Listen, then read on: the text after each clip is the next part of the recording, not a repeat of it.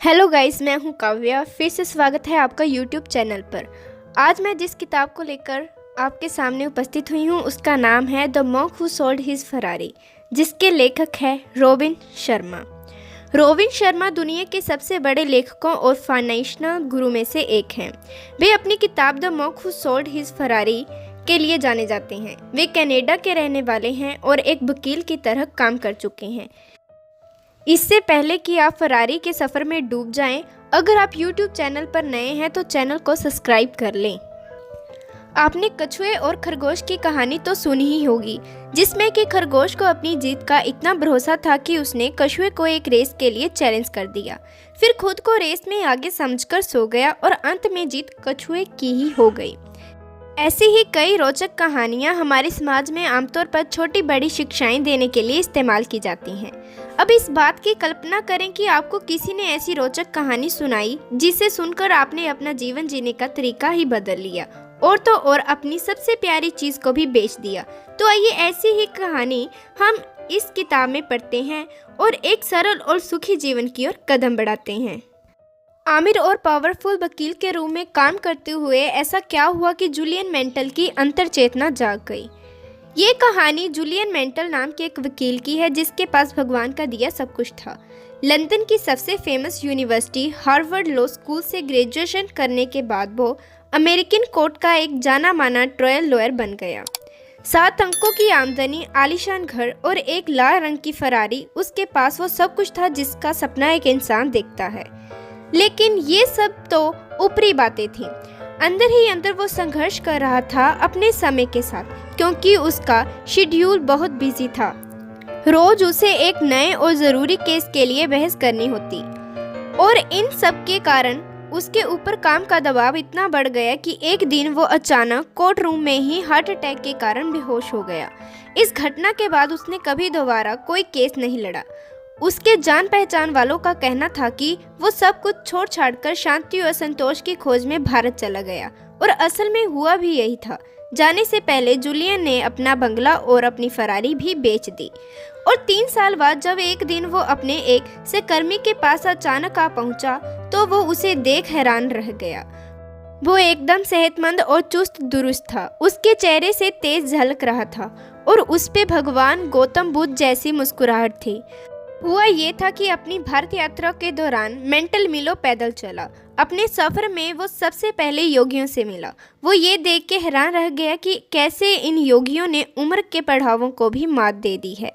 इसी दौरान उसने कश्मीर के सिवाना में रहने वाले साधुओं के बारे में सुना और इसी कारण वो अपनी खोज जारी रखते हुए हिमालय की पर्वत श्रृंखलाओं पर जा पहुंचा। उसकी मुलाकात वहाँ रहने वाले साधुओं से हुई, जिनके सानिध्य में उसने अपनी सच्ची जागरूकता को प्राप्त कर अपनी अंतरात्मा से मिलन किया। इस रहस्यमय कहानी से आप सिवाना सिस्टम के 7 सिद्धांतों के बारे में जानेंगे। हिमालय के पर्वतों में उसे एक साधुओं का समूह मिला जो कि सिवाना के साधुओं के नाम से जाने जाते थे। उसमें से एक साधु योगी रामन ने उसके साथ अपना ज्ञान बांटा। उन्होंने जिंदगी के सही मायनों के बारे में चर्चा की, जिससे कि मेंटल ने ये सीखा कि कैसे आप अपने जीवन में जीवंत, रचनात्मक और संतुष्ट महसूस कर सकते हैं। उन साधुओं ने मेंटल को जिंदगी के सच्चे रहस्य बताने से पहले ये शर्त रखी कि वो जहाँ से आया है वहाँ वापस चला जाएगा और उनसे मिले ज्ञान को लोगों में फैलाकर जन कल्याण का काम करेगा। इसलिए वो वापस गया ताकि वो जिंदगी में बदलाव लाने वाले सिवाना सिस्टम के बारे में सबको बता सके। साधुओं ने मेंटल को सिवाना सिस्टम के 7 गुणों के बारे में बताया और इन गुणों को उन्होंने एक रहस्यमय कहानी के जरिए उसे समझाया। कहानी एक सुंदर, शांत और हरे भरे गार्डन से शुरू होती है, जहाँ ढेर सारे फूल खिले हैं और जहाँ का वातावरण बहुत ही सुहावना है। इस गार्डन के बीचों बीच एक लाल रंग का लाइट हाउस था। सब कुछ इतना शांत था कि तभी अचानक वहाँ की शांति हो भंग करता हुआ एक सुमो रेसलर लाइट हाउस से बाहर आता है। 9 फीट लंबा और 900 पाउंड के वजन वाले उस रेसलर के पास तन ढकने के लिए कुछ भी नहीं, बस एक गुलाबी वायर केबल थी जिससे उसने अपने निजी अंगों को ढका हुआ था। गार्डन में घूमता हुआ वो एक सुनहरी घड़ी से टकरा गया। उसे देखकर वो हैरान रह गया और उसे उठा लिया। जैसे ही उसने उसे पहना वो बेहोश होकर ज़मीन पर गिर गया। जब वो जागा तब उसके अंदर एक नई ऊर्जा थी। शायद हम इसके लिए उसके आसपास खिले उन पीले खुशबूदार गुलाबों का शुक्र कर सकते हैं जिसने उसे नए उत्साह और ऊर्जा से भर दिया। वो हड़बड़ाकर उठ खड़ा हुआ और अपने आसपास हैरत से देखने लगा। तभी उसकी नज़र एक हीरों से जड़े रास्ते पर पड़ी और वो उस पर चल पड़ा। वो रास्ता उसे कभी न खत्म होने वाली खुशियों और संतोष के पास ले गया। सुनने में कई लोगों को ये कहानी बहुत ही अजीब लग रही होगी, पर इस कहानी का एक एक तत्व सिवाना सिस्टम के सिद्धांतों और पहलुओं को उजागर करता है। आगे आने वाले सबक में हम इन सिद्धांतों और इस कहानी का आपस में संबंध देखेंगे। सच्चा संतोष प्राप्त करने के लिए अपने मन को वश में करना बहुत ज़रूरी है। योगी रमन की कहानी में जो खूबसूरत गार्डन था वो हमारे मन को दर्शाता है। कई लोग इस सुंदर गार्डन को गंदा कर देते हैं, अर्थात उसे डर और नेगेटिव विचारों से भर देते हैं। इसलिए सिवाना सिस्टम का सबसे पहला सिद्धांत है अपने मन को अपने कंट्रोल में करना। आप इस गार्डन रूपी मन के गेट पर अपने दृढ़ निश्चय को किसी गार्ड की तरह खड़ा कर दें ताकि वो बस पॉजिटिव और अच्छे विचारों को ही मन के अंदर जाने दे और हानिकारक विचारों को बाहर ही रखे। हमारे विचार ही हमारे जीवन का आकार निर्धारित करते हैं। अगर आप अपने जीवन में खुशियां और शांति चाहते हैं तो आप अपने दिमाग को उत्साहपूर्ण और शांत विचारों से भरें, क्योंकि आप जैसा सोचेंगे आपके आसपास का माहौल भी वैसा ही हो जाएगा। तो अगर आपको अपने विचारों को वश में करने की कला सीखनी है तो सबसे पहले आपको अपना ध्यान केंद्रित करना आना चाहिए। इसके लिए सिवाना के साधुओं ने एक खास तरीके को अपनाया है। वही तरीका योगी रमन ने मेंटल को भी सिखाया। इस तकनीक को उन्होंने द हार्ट ऑफ रोज का नाम दिया है। इस तकनीक को आजमाने के लिए आपको एक शांत वातावरण और एक गुलाब यानी रोज़ का फूल चाहिए। अब करना ये है कि आपको उस गुलाब के बीच में अपना ध्यान केंद्रित करने की कोशिश करनी है। उस फूल की सुंदरता के बारे में सोचना है, जैसे उनका रंग, उसकी खुशबू, उसकी बनावट। शुरू में आपको इसमें थोड़ी मुश्किलें होंगी और आपका ध्यान इधर उधर भटकेगा, लेकिन एक बार आपने इसमें महारत हासिल कर ली तो आप अपने विचारों और सोच पर अपना नियंत्रण आसानी से रख सकेंगे। बस फिर ये आपके हाथ में होगा कि आप किस तरह के विचारों को अपने मन में स्थान देते हैं और किसे नहीं। संतोष भरा और खुशहाल जीवन जीने के लिए आपको अपने जीवन का उद्देश्य पता हो, क्योंकि यही आपको जीने की सही राह दिखाएगा।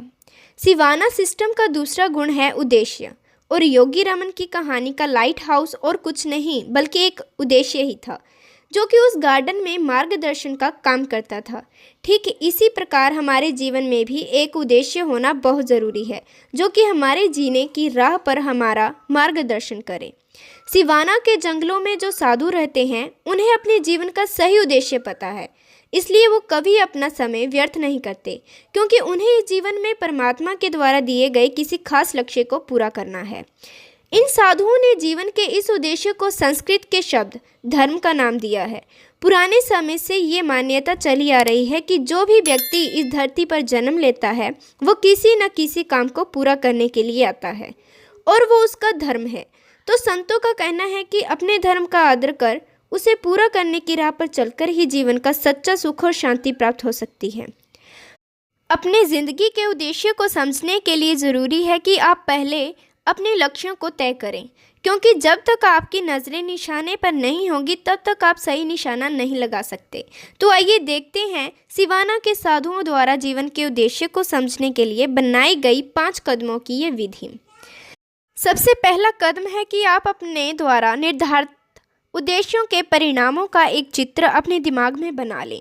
जैसे कि मान लें आपका लक्ष्य है वज़न घटाना, तो आप अपने दिमाग में अपने और भी ज़्यादा पतली और एकदम फिट रूप की कल्पना कर सकते हैं। ये चित्र आपको अपने वज़न घटाने के मिशन में आगे बढ़ते रहने की प्रेरणा देगा। दूसरा कदम है खुद पर अपने लक्ष्य को प्राप्त करने के लिए दबाव बनाकर रखना, लेकिन याद रहे ये दबाव सकारात्मक तरीके से बनाएं। दबाव में अक्सर इंसान वो काम भी कर दिखाता है जो उसने सोचा भी ना हो। खुद पर दबाव बनाने के लिए अपने प्लान के बारे में सोचते रहें और दूसरों को भी इसके बारे में बताएं। उसके बाद तीसरा कदम है अपने लक्ष्य को प्राप्त करने के लिए एक डेडलाइन निर्धारित करना और अपने दिमाग में उस डेडलाइन को बिठा के रखें और अपने सारे काम उसी के हिसाब से करें। चौथे कदम को योगी रामन ने 21 का मैजिक रूल नाम दिया है, जिसके अनुसार अगर कोई व्यक्ति किसी भी काम को लगातार 21 दिनों तक करता है तो वो उसकी आदतों में शुमार हो जाता है।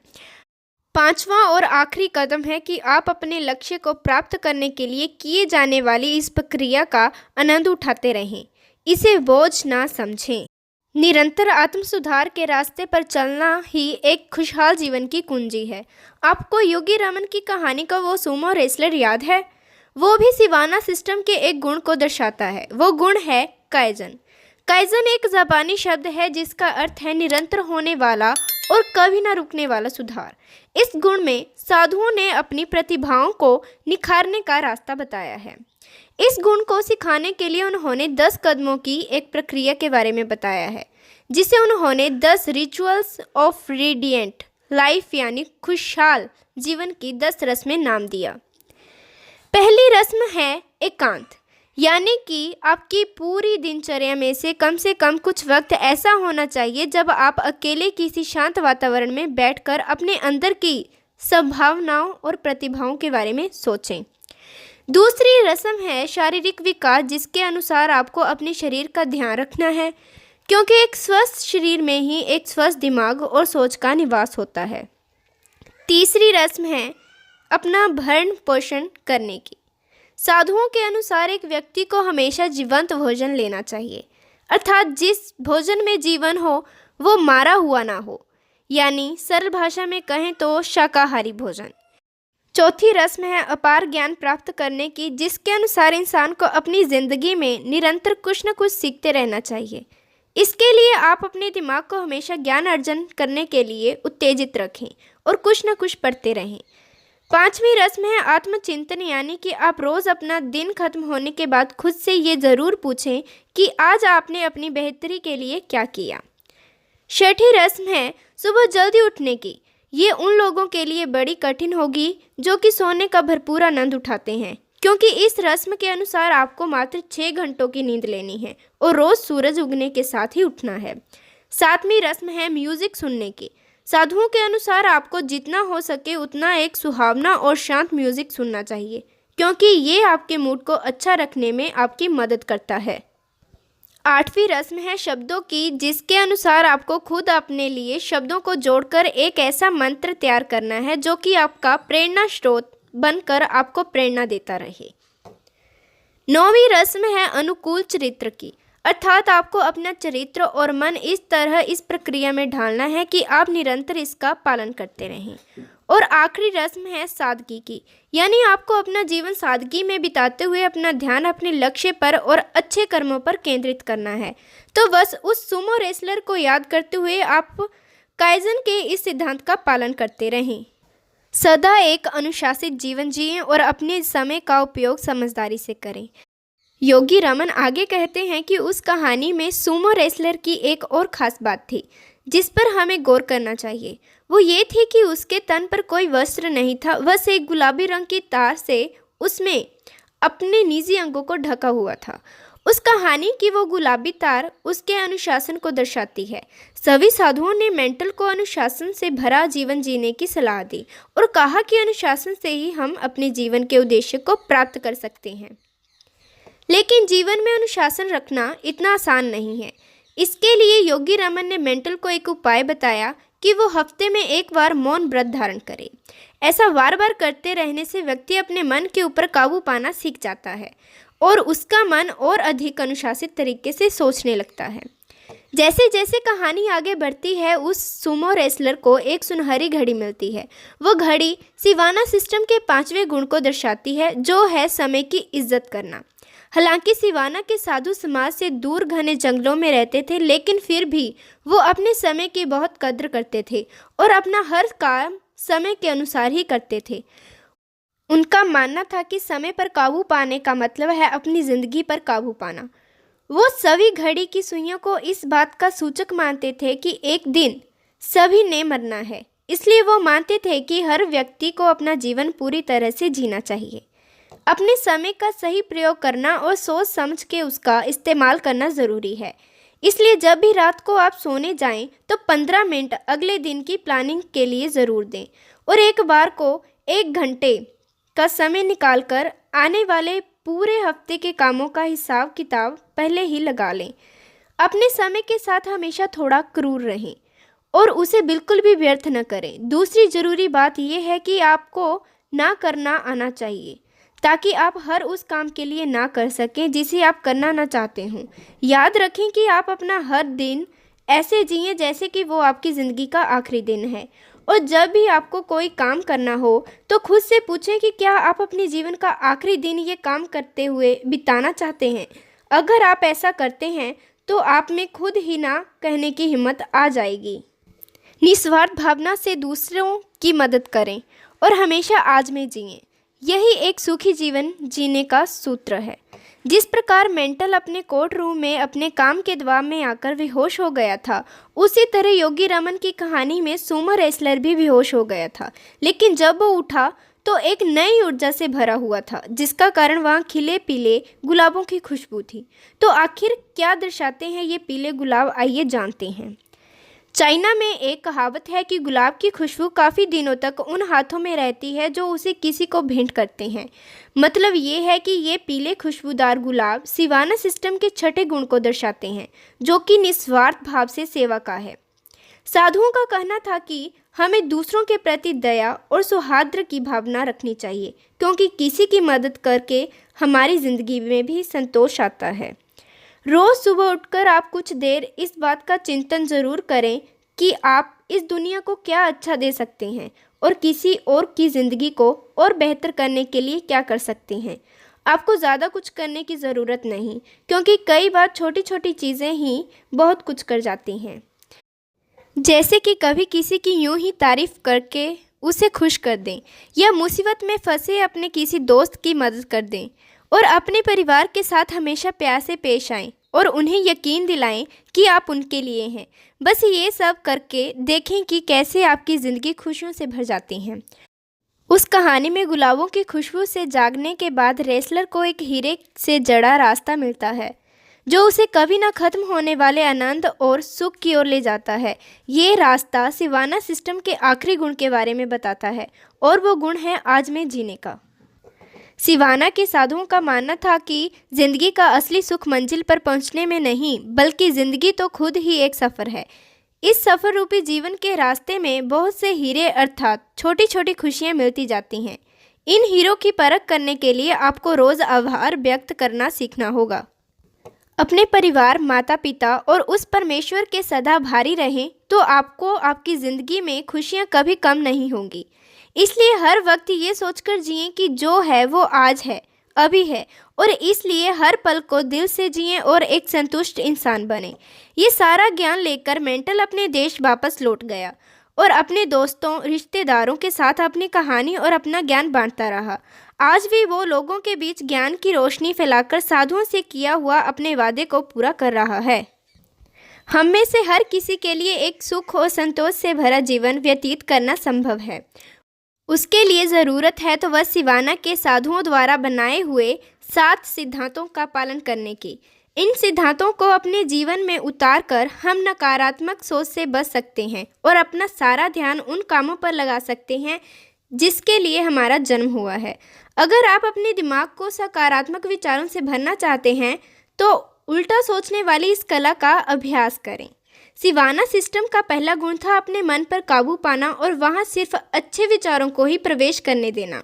तो इस कार्य में सफल होने के लिए वहाँ के साधुओं ने उल्टा सोचने की कला के बारे में बताया, जिसके अनुसार जब भी आपके दिमाग में कोई नेगेटिव बात आए तो आप उसी के विपरीत कोई सकारात्मक बात से बदल दें। उदाहरण के तौर पर अगर आपके दिमाग में अपने रंग रूप को लेकर कोई नकारात्मक विचार आए तो अपने आप की तारीफ करना शुरू कर दें और अपने रूप रंग के अच्छे पहलुओं के बारे में सोचें। इसी के साथ ये किताब यहीं पे समाप्त होती है। फिर मिलेंगे नई वीडियो में नई बुक के साथ। तब तक के लिए जय हिंद, जय भारत।